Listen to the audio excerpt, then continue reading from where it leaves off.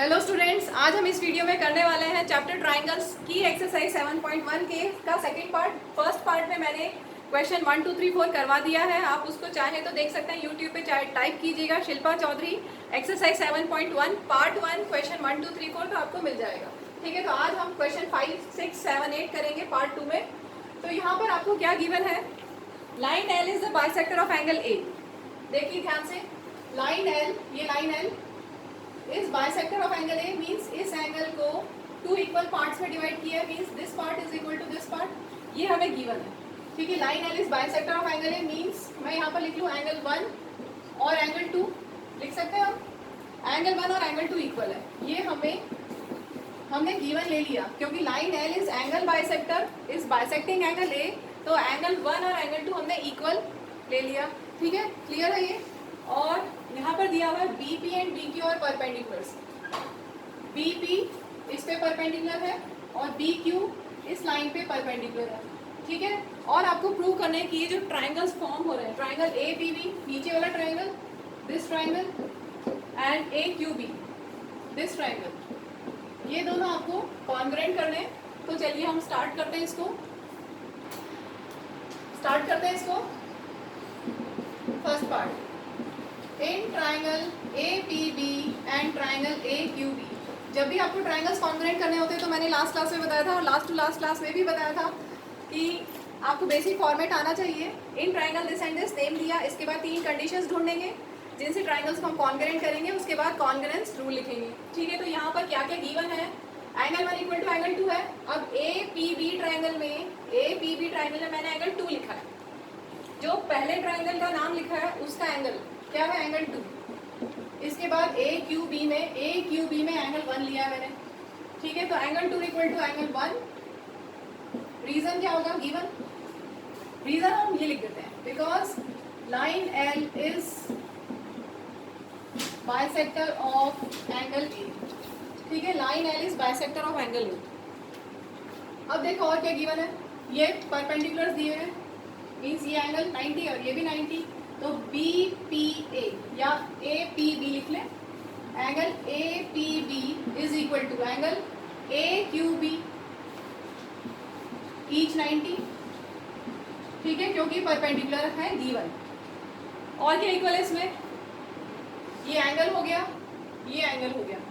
और बताइए क्या इक्वल है, बीच में जो देखो AB साइड दोनों ट्राइंगल में है, नीचे वाले ट्राइंगल में भी है, इस ट्राइंगल में भी AB साइड है और इस ट्राइंगल में भी AB साइड है, तो AB equal to AB common. अब देखो आपके पास ट्राइंगल्स तो कॉन्ग्रुएंट हो गए, रूल क्या होगा देखते हैं। Triangle APB is congruent to triangle AQB by congruence. कौन सा कॉन्ग्रुएंस रूल चेक करते हैं, 2 एंगल है और एक साइड, 2 एंगल है और एक साइड, ये पॉसिबिलिटी है, 2 एंगल है और एक साइड। राइट एंगल यहाँ पर हम यूज नहीं कर सकते हैं, राइट एंगल तो बन रहा है ना राइट एंगल, लेकिन हम RHS यूज नहीं कर सकते हैं क्योंकि राइट एंगल तो है, हाइपोटेन्यूज भी है, लेकिन साइड नहीं है, इक्वल एंगल है। ठीक है, क्लियर हुआ। RHS कब यूज कर सकते हैं, जब राइट एंगल तो इक्वल है ही 90 डिग्री, हाइपोटेन्यूज इक्वल और साइड भी इक्वल। तो यहाँ पर राइट एंगल इक्वल है, राइट एंगल इक्वल ऑब्वियसली होते हैं, हाइपोटेन्यूज इक्वल है, इसका अपोजिट AB ये हाइपोटेन्यूज, इसका अपोजिट AB ये हाइपोटेन्यूज सेम है, लेकिन यहाँ पर साइड नहीं है, एंगल है, इसका मतलब ये तो नहीं होगा। अब चेक करते हैं इन दोनों में से क्या हो सकता है, एंगल साइड। ठीक है, तो AAS हमें मिला है, साइड इज नॉट इंक्लूडेड, ध्यान दीजिए side is not included, side अलग है, एक एंगल फिर एंगल और फिर साइड। ठीक है, AAS अगर ये वाली साइड होती, इन दोनों एंगल्स के बीच की साइड होती तो हम यूज करते ASA, लेकिन साइड इज नॉट इंक्लूडेड इसलिए हम यूज करेंगे AAS कॉन्ग्रुएंस रूल। ठीक है, तो ट्राइंगल्स कॉन्ग्रुएंट हो गए, तो CPCT से क्या होगा, करस्पॉन्डिंग पार्ट्स इक्वल होंगे, रिमेनिंग करस्पॉन्डिंग पार्ट्स इक्वल होंगे CPCT से। मैंने आपको बताया था लास्ट वीडियो में भी कि अगर ट्राइंगल्स कॉन्ग्रुएंट है जिसमें 2 एंगल्स इक्वल है और एक साइड इक्वल है, तो रिमेनिंग करस्पॉन्डिंग पार्ट्स में बचा हुआ एक और एंगल और बची हुई 2 साइड्स भी इक्वल होंगी। हम किसको यहाँ पर लिखेंगे, जो हमें पूछी गई है। ठीक है, तो corresponding parts of congruent triangles से B P equal to B Q हो गया, रिमेनिंग साइड इक्वल हो गई, और ये हमारा क्वेश्चन 6 भी कंप्लीट हो गया। यहाँ पर दिया हुआ है प्रूव करना है B P equal to B Q या फिर B is equidistant from the arms of A, तो वो हमारा हो गया। Moving to next question 6, in the given figure A C equal to A E, A C is equal to A E given है, A B equal to A D given है, and angle B A D, this angle B A D is equal to angle E A C, E A सी, ये angle, ठीक है, ये दोनों angles equal हैं, और आपको शो करना है B C equal to D, ये आपको शो करना है। इससे पहले वाले क्वेश्चन में हमने ट्रायंगल्स कॉन्ग्रुएंट करना सीखा था। अगर ट्रायंगल्स कॉन्ग्रुएंट हो जाते हैं तो सीपीसीटी से साइड्स, करस्पॉन्डिंग साइड्स इक्वल हो जाती है, ठीक है। तो यहाँ पे आपको प्रूव करना है B C equal to D E. अब ध्यान से देखो बी सी से कौन सा ट्रायंगल बनेगा, बी सी साइड से कौन सा ट्रायंगल बन सकता है, बी सी ए या ए बी सी ट्रायंगल बन सकता है, ट्रायंगल ए बी सी, और डी ई साइड से, डी ई साइड से कौन सा ट्रायंगल बन सकता है, ए डी ई बन सकता है, ठीक है। ध्यान से देखिए डी ई साइड से कौन सा ट्रायंगल बन सकता है, ये वाला ए डी ई ट्रायंगल। अगर हम इन दोनों ट्रायंगल्स को कॉन्ग्रुएंट कर दें, ध्यान से देखो, अगर हम ए बी सी, ये वाला ट्रायंगल पूरा ए बी सी ट्रायंगल और ए डी ई ट्रायंगल को कॉन्ग्रुएंट कर दें,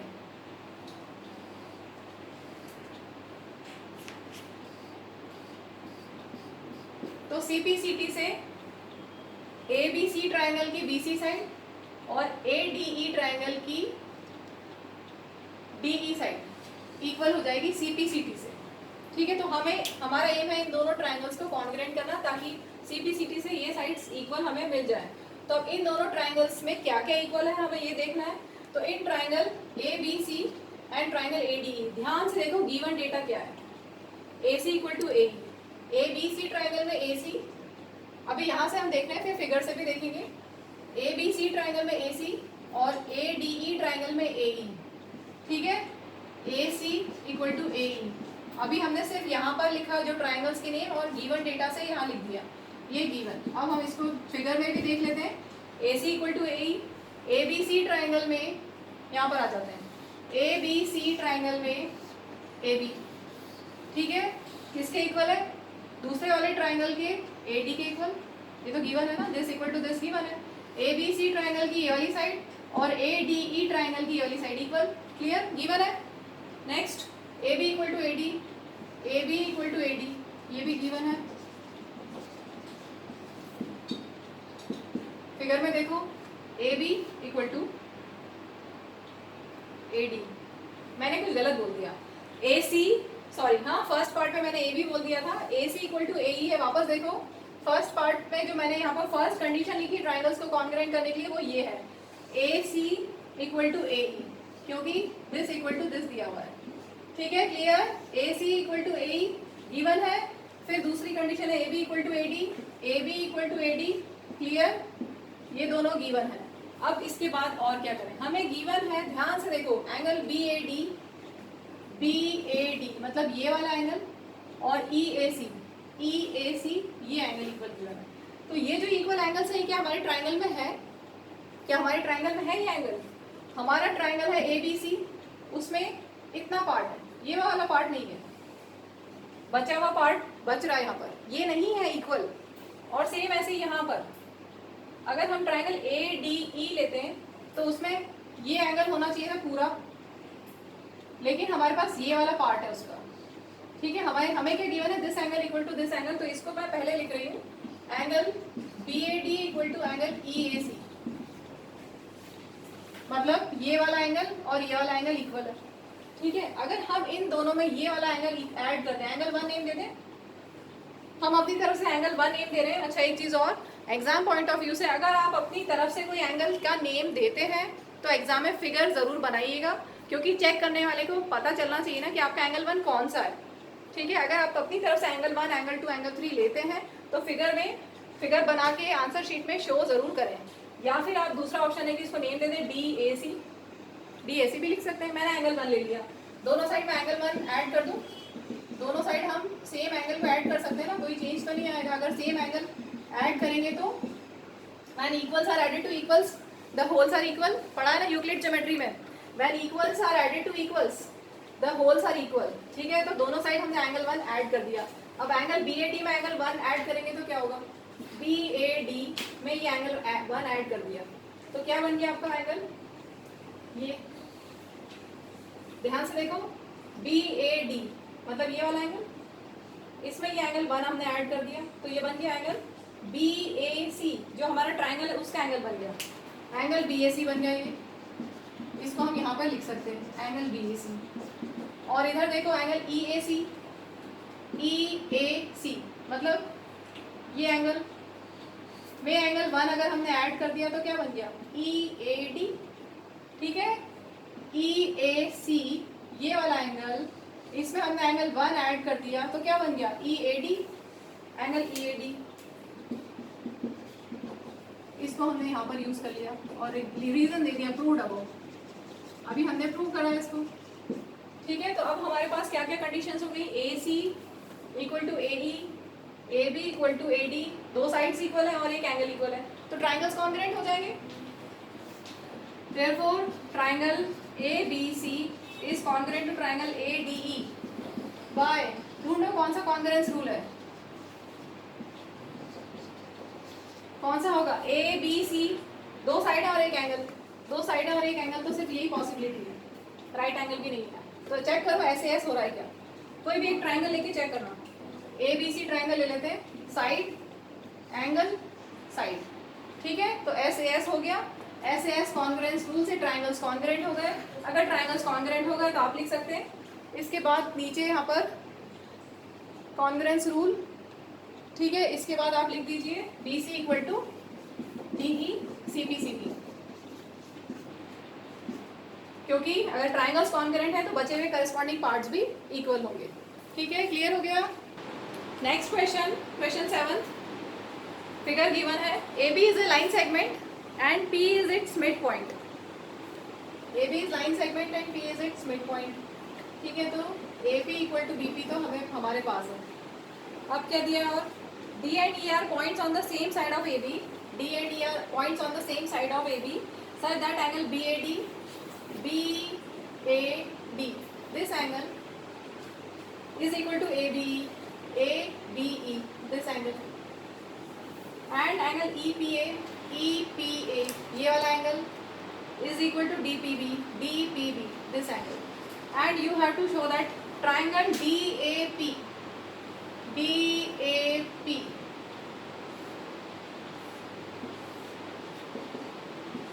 ये है triangle DAP is congruent to EBP।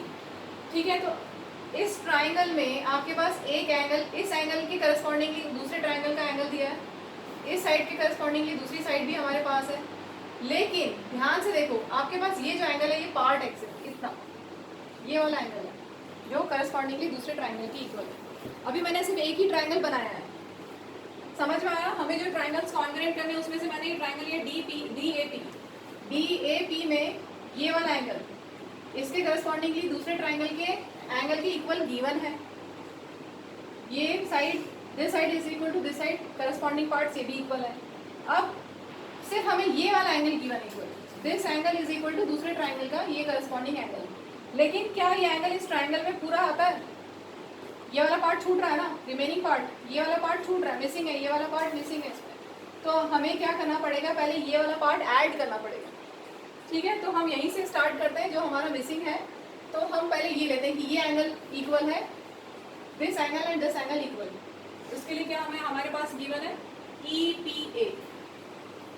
ठीक है, एंगल EPA ये वाला हम ले रहे हैं, angle EPA is equal to angle DPB, angle DPB given. अब दोनों साइड हम ऐड कर दें, बीच वाला एंगल ये वाला मैंने जो शेड किया एंगल 1 नेम दे दें, चाहो तो इसको EPD भी लिख सकते हो, EPD लिखो, या मैंने एंगल 1 नेम दे दिया है। दोनों साइड हम एंगल 1 ऐड करते हैं, एंगल EPA में एंगल 1 ऐड किया और एंगल DPB में भी एंगल 1 ऐड किया। ठीक है, तो अब क्या बन गया हमारे पास, ध्यान से देखो, ई पी ए में ये एंगल ऐड कर दिया तो क्या नेम बन गया, D P A, angle D P A. और डी पी बी में एंगल 1 ऐड किया तो क्या बन गया, ये angle E P B, angle E P B. बस हमें यही चाहिए था।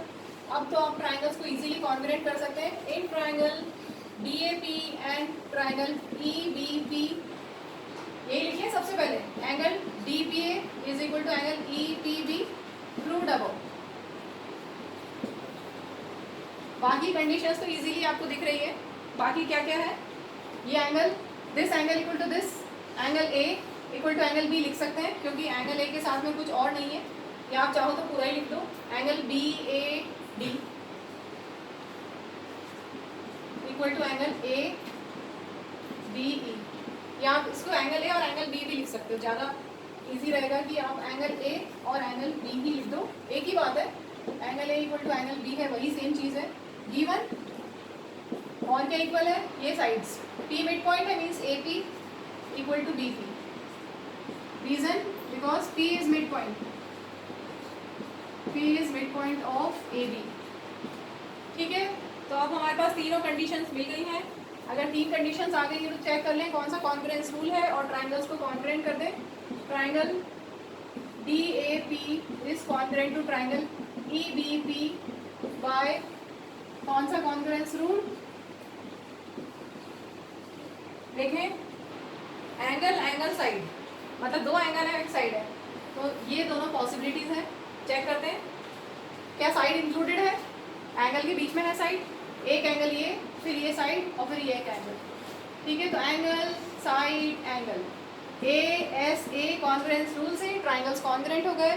ट्राइंगल्स कॉन्ग्रुएंट हो गए तो बाकी करस्पॉन्डिंग पार्ट्स, इसका corresponding part A D second part के लिए, ये फर्स्ट पार्ट पूरा हो गया।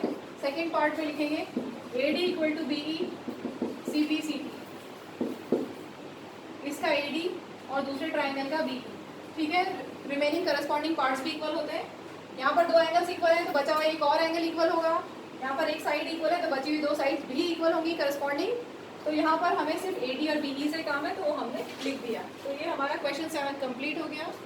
Moving to next question, last question of this exercise, last question of this video, question 8। In right triangle A B C में right angle eight सी, ये given है। M is midpoint of hypotenuse AB hypotenuse का M midpoint है, means BM equal to AM, ये given है आपको। आगे दिया है C is joined to M and reduced it to point D such that DM equal to CM। ठीक है, ये सब गिवन है, शो दैट ये सब। ठीक है, तो स्टार्ट करते हैं एक एक करके। हमने प्रूव करना है सबसे पहले फर्स्ट पार्ट पे, triangle AMC is congruent to triangle BMD। AMC ध्यान से देखो, AMC और BMD ये दोनों ट्राइंगल्स कॉन्ग्रुएंट करने हैं। तो 2 डेटा तो बिल्कुल क्लियरली दिख रहे हैं, लिख ले पहले हम। In triangle AMC and triangle BMD कौन कौन सी साइड इक्वल है, AMC में AM साइड, ठीक है, AMC में AM और BMD में BM इक्वल है, गिवन। आगे DM इक्वल टू CM, पहले हम क्या लिखेंगे CM, क्योंकि हमारा AMC ट्राइंगल है। हमने AMC ट्राइंगल लिखा है तो पहले हम CM लिखेंगे। ये ध्यान रखना कि जो ट्राइंगल है पहले उसी की साइड होगी, तो CM इक्वल टू DM, ये भी गिवन है। अब क्या करें, 2 साइड तो गिवन है, अब और क्या है डेटा, गिवन तो इतना ही है बस हमारे पास, और एंगल C90 उसका तो यहाँ कोई काम नहीं है। अब क्या करें, ट्राइंगल्स को कॉन्करेंट करना, एक और कंडीशन चाहिए ना हमें। तो ध्यान से देखो, यहाँ पर x बन रहा है तो ये क्या होंगे वर्टिकली अपोजिट एंगल्स होंगे, वर्टिकली अपोजिट एंगल्स। ठीक है, तो वर्टिकली अपोजिट एंगल्स इक्वल है AMC में ये वाला एंगल AMC, 1 और 2 नेम भी दे सकते हैं, दे दूं मैं, चलो 1 और 2 बाद में लेंगे, अभी AMC लिख लेते हैं। Angle AMC equal to angle, अब ध्यान से देखो, ध्यान से, AMC लिखा है तो BMD लिखना पड़ेगा। ध्यान से देखो, AMC और साथ में BMD लिखा है, DMB नहीं लिखा, क्योंकि A के करस्पॉन्डिंग यहाँ पर B है, दिया हुआ है ना इन्होंने, AM equal to BM, AM equal to BM, मतलब A के करस्पॉन्डिंग यहाँ पर B है, ठीक है। तो AMC इक्वल टू BMD हमने लिखा है, चाहो तो DMB भी लिख सकते हो, एंगल तो वही रहेगा, लेकिन हम आगे जब करस्पॉन्डिंग एंगल देखेंगे तो उसमें थोड़ा सा चेंज, उसमें ध्यान रखना है कि पहले कौन सा एंगल निकला। यहाँ पर हम AMC और BMD लिख सकते हैं, BMD की जगह DMB भी लिख सकते हैं, क्योंकि एंगल M तो बीच का है। यहाँ पर तो हम लिख सकते हैं, लेकिन जब हम आगे यूज करेंगे CPCT में, उसमें बहुत ध्यान देना है कि ऑर्डर क्या होगा, ठीक है। अभी हम यहाँ पर लिख सकते हैं, रीजन क्या होगा, वर्टिकली अपोजिट एंगल्स, ठीक है, क्योंकि क्लियरली एक्स बन रहा है। तो रूल, कौन से रूल से ट्राइंगल्स कॉन्ग्रुएंट हो गए, दो साइड है और एक एंगल है, और एंगल इंक्लूडेड है, side angle, angle is included between the two side, so triangles are congruent by SAS, therefore triangle AMC is congruent to triangle BMD by SAS congruence rule.